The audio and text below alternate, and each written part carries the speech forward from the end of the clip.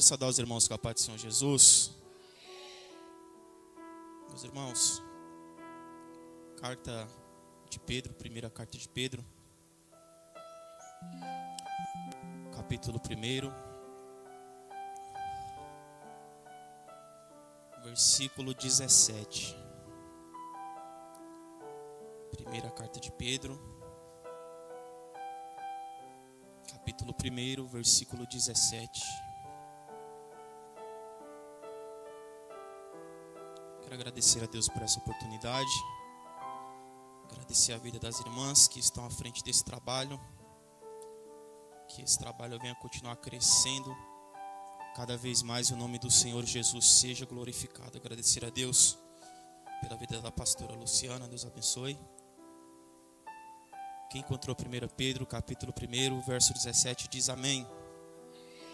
Diz assim o versículo 17: Ora, se invocais como Pai aquele que sem acepção de pessoas julga segundo as obras de cada um, portai-vos com temor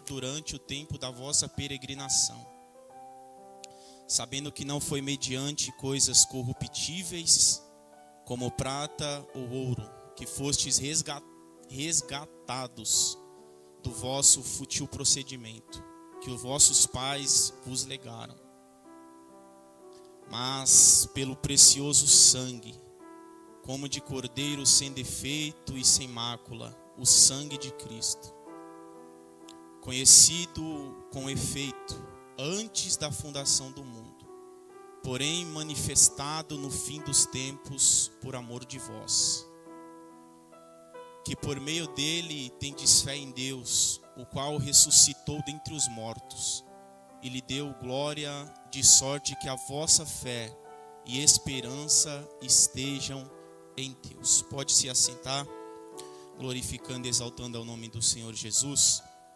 Meus irmãos, é um texto muito conhecido, é uma carta que quando lemos, ela nos dá a entender um tratado de um encorajamento para os irmãos que estavam passando por grandes dificuldades, a qual os irmãos estavam passando por pelejas, por lutas, por guerras, por batalhas. E Pedro, ele vai ser um instrumento de Deus, com a ajuda de Silvano, a escrever essa carta, para que os irmãos, em meio à pressão, eles não fossem ceder, que mesmo passando pela tentação, pela provação, que os irmãos não cedessem, que os irmãos não desanimassem, mas que os irmãos ficassem firmes e crendo naquilo que Jesus fez. Meus irmãos, nós sabemos que essa carta, ela é para os cristãos que estão dispersos na região da Ásia Menor, e ela aborda, somente nesse capítulo 1 aqui, nós vemos que ela aborda muitos textos interessantes, muitos temas interessantes. Ela aborda temas como a esperança, como a santidade, aborda tema como a fé em Cristo. No versículo 1, Pedro, ele já nos lembra, ele já lembra os irmãos que estão passando por essa dificuldade. Pedro lembra que eles são eleitos, Pedro lembra que eles são escolhidos, Pedro vai lembrar eles que eles foram encontrados. Tem muitos louvores que diz que eu encontrei Jesus, eu encontrei o meu amado. Só que é interessante porque não foi eu que encontrei Jesus, não foi você que encontrou Jesus, porque o nosso Jesus em momento nenhum ele se encontrava perdido. Mas é interessante que foi Jesus que veio ao nosso encontro, porque o perdido aqui era eu, o perdido aqui era você. E Pedro já traz essa lembrança aos irmãos, que mesmo eles passando por grandes dificuldades, que mesmo eles passando por provações, eles são eleitos, eles são escolhidos, eles foram encontrados por Jesus. Meus irmãos, nós sabemos que os irmãos aqui, eles estavam passando por grande perseguição. No versículo 3 ao 5, Pedro vai exaltar a Deus, falando que eles têm uma viva esperança. E viva esperança essa através da ressurreição de Jesus Cristo. Pedro fala que eles têm que crer em uma viva esperança. E essa viva esperança, ela vem através da ressurreição de Jesus Cristo. Os irmãos, eles tinham que entender que eles tinham também uma herança incorruptível. Os irmãos estão passando por dificuldades, os irmãos estão passando por uma pressão, a fé dos irmãos estão sendo provadas, mas Pedro está falando para eles que eles têm que crer em uma esperança viva. A esperança deles não se encontrava morta, a esperança deles estava viva, porque o nosso Jesus, ele foi morto, mas ao terceiro dia ele ressuscitou. E se ele ressuscitou, ele é a nossa viva esperança todos os dias. Se nós estamos aqui nessa noite de hoje, é porque Jesus Cristo, ele ressuscitou.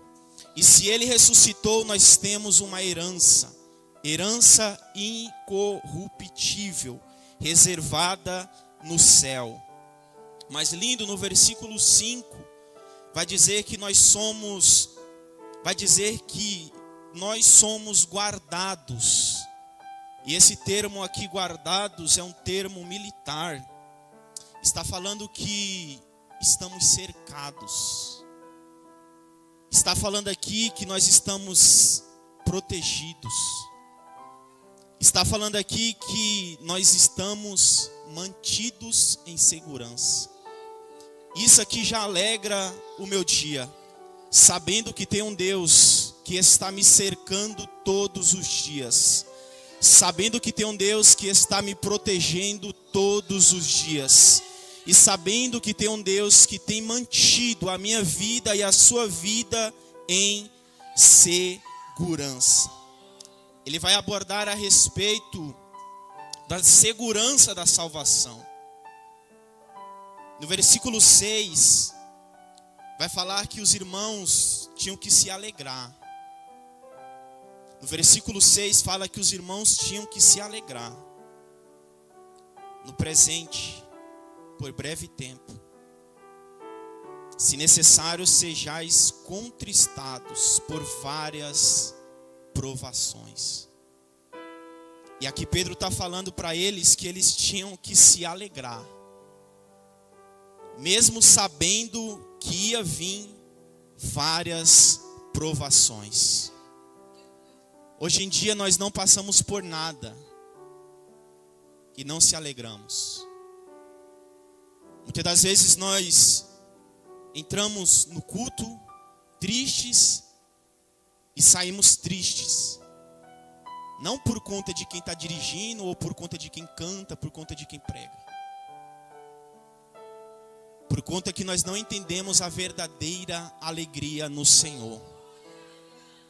Porque aqui Pedro está encorajando os irmãos a estarem alegres. E Pedro diz, vocês têm que se alegrar.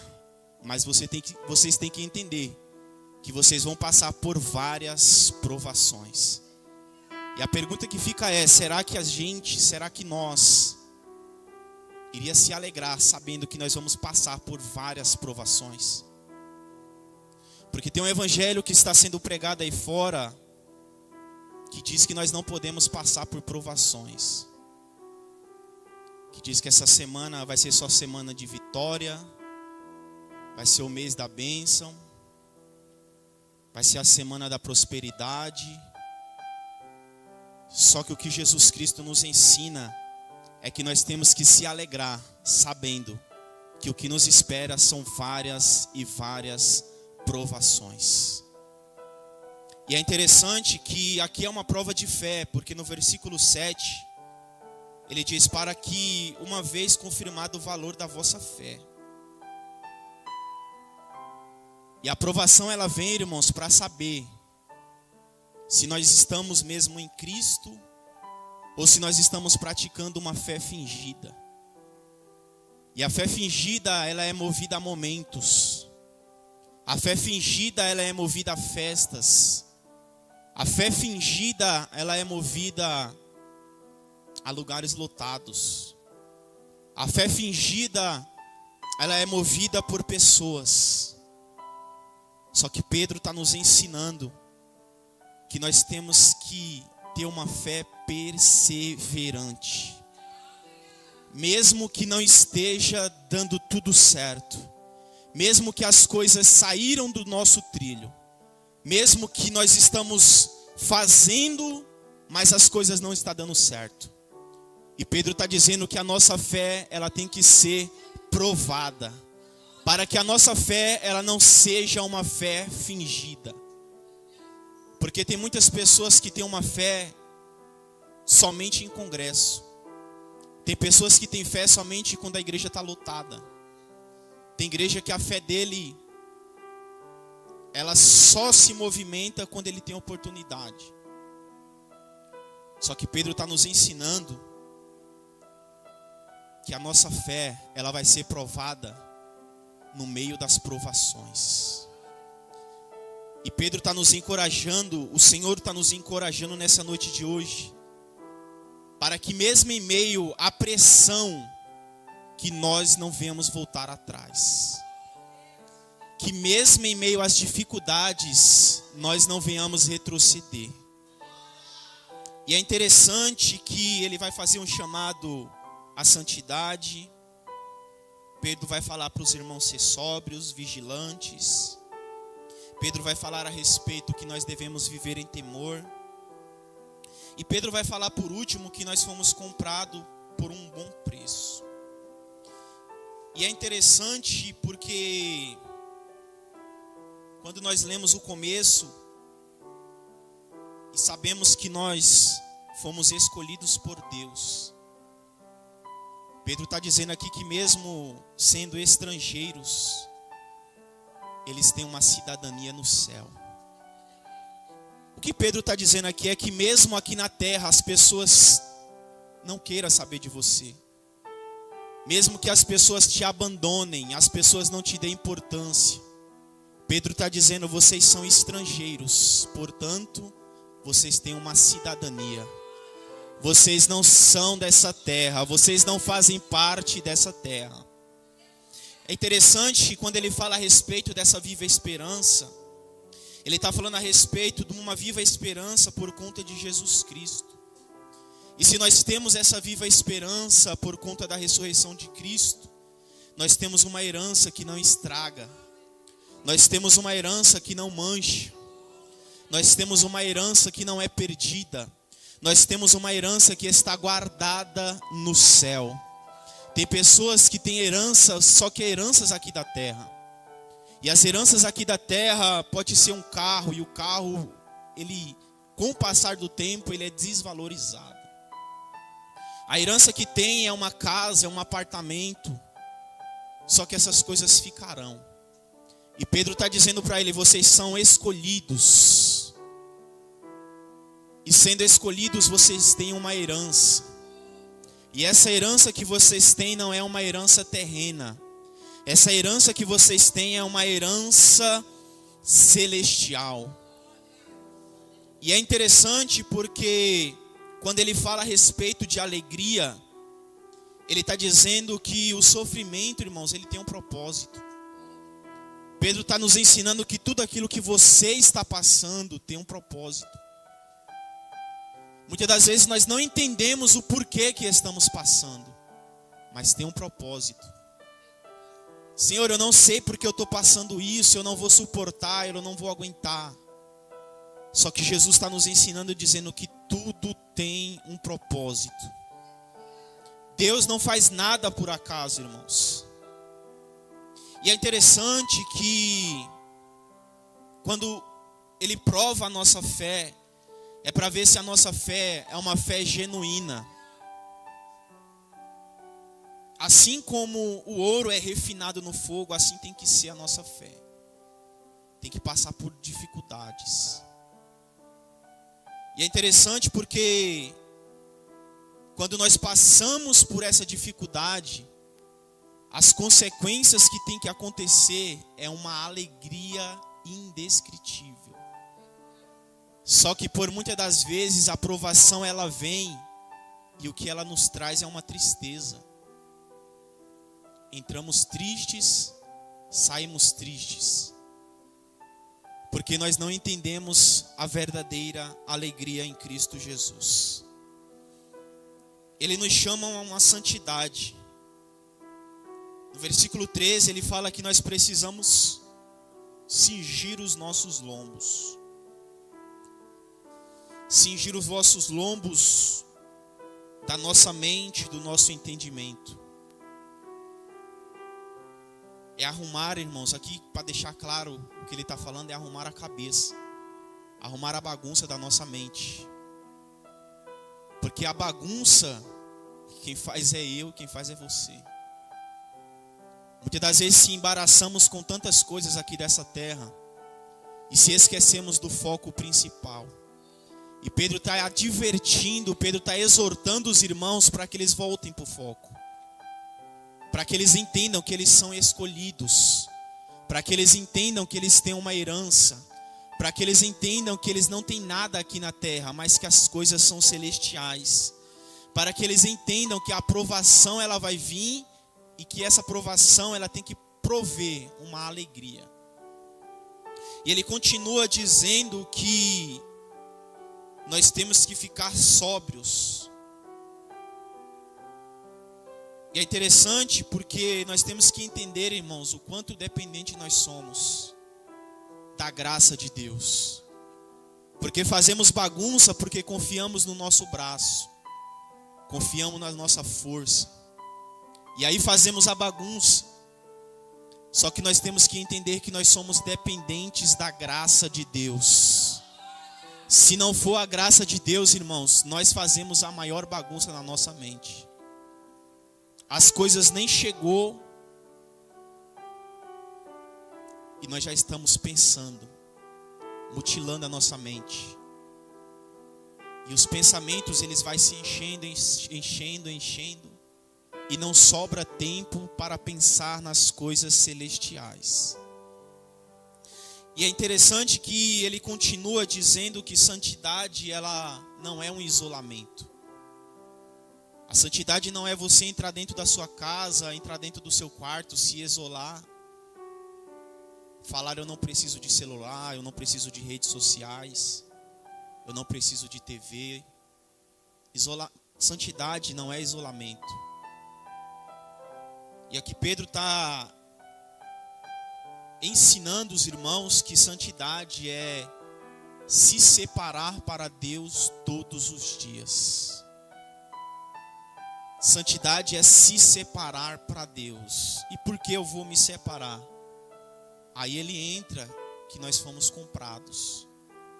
Eu vou me manter em santidade todos os dias, porque teve alguém que pagou um preço pela minha vida. Eu vou me manter em santidade porque teve alguém que pagou um alto preço pela minha vida. E é interessante que o sofrimento, como eu falei, ele não anula a nossa herança. O sofrimento, ele não anula a herança que temos. É interessante que a pressão, a perseguição, a perca, Pedro diz que essas coisas são tudo temporárias. A perseguição que você está passando é temporária. A perca que você teve, ela é temporária. A pressão que você está passando, Pedro está dizendo que ela é temporária. E é interessante que tem pessoas que confundem, né? pensa que viver em santidade nós vamos ganhar a salvação. Só que nós vivemos em santidade porque nós entendemos que nós fomos comprados. Nós vivemos em santidade porque fomos comprados pelo um bom preço, irmãos. Ou seja, a graça de Deus, ela gera obediência. A graça de Deus, ela gera obediência. E é interessante que quando ele fala a respeito desse cingindo o vosso entendimento, é porque nós vivemos em um mundo onde muitas pessoas estão presas, movidas pela ansiedade. Tem muitos cristãos que têm sofrido com a tal da ansiedade. E é interessante que eu li uma frase que diz assim: fixar a mente na volta de Cristo é um remédio. Fixar a mente na volta de Cristo é um remédio. Porque tem pessoas que estão vazias. Por que vazias? Porque estão ansiosas. E é interessante que nós temos que ter a certeza, não é uma dúvida, é a certeza que Jesus Cristo, Ele ressuscitou. Nós temos que ter essa certeza que Jesus ressuscitou. Então nós temos que saber que nós somos escolhidos, nós temos uma herança, nós temos que viver em santidade e nós temos que ter a certeza que Cristo ressuscitou. E o mais importante e o mais interessante, o texto onde nós lemos, no versículo 18 diz: sabendo que não foi mediante a coisas corruptíveis, como prata ou ouro, que fostes resgatados do vosso fútil procedimento que os vossos pais vos legaram. Pedro está dizendo aqui que o preço pago pelas nossas vidas não foi um preço material. Pedro está dizendo aqui que o preço que foi pago pela sua vida não foi um preço de um apartamento. É caro. Esse dia eu estava conversando com um amigo meu e ele falando: rapaz, eu paguei a primeira parcela do apartamento. Tem uma cartela lá aparecendo na Bíblia. E é caro esse preço. Só que esse preço que Jesus pagou pelas nossas vidas não foi um preço de um apartamento. Tem muitos carros aí fora que valem muito dinheiro. Tem carros de 1 milhão, 1,5 milhão. 1,5 milhão, irmãos, é muita coisa. É muito dinheiro. Só que o texto está nos dizendo que nós não fomos comprados por 1,5 milhão, irmãos. Só que nós se acostumamos com pouco.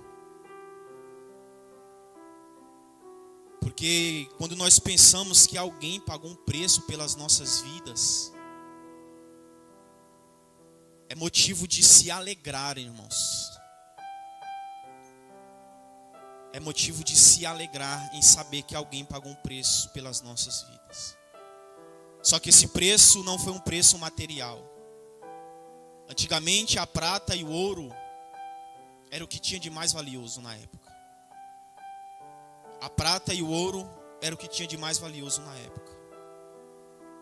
Escravos eram comprados com prata e com ouro. Só que Pedro está dizendo que nenhuma riqueza do mundo comprava essa liberdade do pecado que nós temos, irmãos. Nenhuma riqueza do mundo nos compraria. O homem mais rico do mundo, ele não tinha poder para nos comprar. Só que Pedro está dizendo aqui que nós fomos comprados por um bom preço. Não foi prata, não foi ouro, mas Pedro está dizendo que foi pelo sangue de Jesus Cristo, irmãos. Fomos comprados pelo sangue de Jesus Cristo.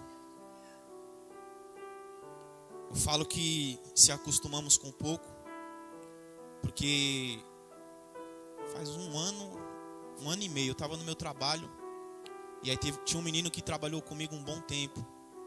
E aí ele falou, aqui na minha empresa, a gente está precisando de uma pessoa que faz a sua função. E aí eu falei, eu não quero sair daqui agora não. Aí ele falou, vem aqui, o pessoal está pagando bem. Aí na hora eu falei, vou jogar um preço bem alto, pastor Marcelo, vou jogar um preço alto aí só para falar que eu não queria ir. E aí joguei um preço. Falei, eu só vou se for por tanto. Não era o dobro, mas era quase o dobro do que eu estava ganhando. E aí ele pegou e falou assim, pode vir aqui amanhã.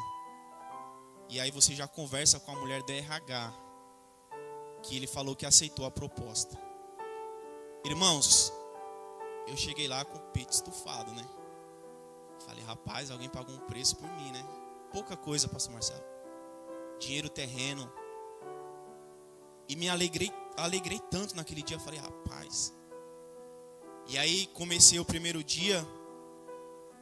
Trabalhei, quando foi meio-dia, ela falou assim, não, tá tudo certo. Você já traz seus documentos, traz tudo, que já tá tudo certo. E ali eu desci, eu falei, rapaz, pagaram mesmo o valor que eu pedi, né? E isso me deixou tão alegre. Só que maior alegria irmãos, não foi esse preço que o homem da terra pagou. Mas a maior alegria é saber que nós fomos comprados pelo um bom preço. Porque se eu fosse me avaliar, irmãos, eu não pagaria preço por mim não. Se você fosse se avaliar hoje e pensasse quanto,